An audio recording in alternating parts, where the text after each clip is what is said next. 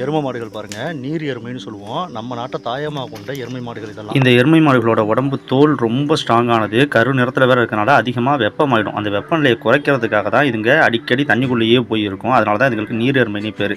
தண்ணிக்குள்ள இப்படி மூச்சை இதுங்களால கிட்டத்தட்ட 5 நிமிடங்கள் வரைக்கும் கண்ட்ரோல் பண்ணிட்டு இருக்க முடியும். மூச்சு விடாம தண்ணிக்குள்ள இருந்துட்டு அதுக்கப்புறம் தான் வெளியில வரும். அந்த அளவுக்கு நீரோட ரொம்ப பழக்கப்பட்டு நல்லா நீந்தக்கூடியதும் கூட.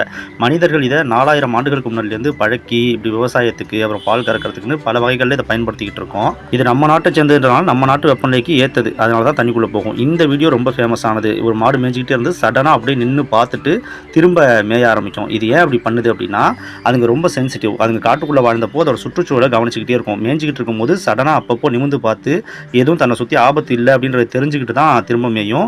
மற்றபடி இதை யாரோ டிஸ்ட்ராக்ட் பண்ணாங்க, அதனால் அவங்கள முறைச்சி பார்த்துட்டு குனிஞ்சிச்சு அப்படின்ற மாதிரி கிடையாது. ஆனால் நிறைய மீமில் வந்த ஒரு வீடியோ இது. நம்ம நாட்டை தாயகமாக கொண்ட நம்ம நாட்டு சூழலுக்கு நல்லா பொருந்தி வாழக்கூடிய இந்த அற்புதமான நீர் எருமை இனத்தை இப்போ அதிகமாக யாருமே வளர்க்க ஆர்வம் காட்டலன்றதுனால இதுங்களோட எண்ணிக்கை குறைஞ்சி போச்சுன்றதான் வேதனை அளிக்கக்கூடியது.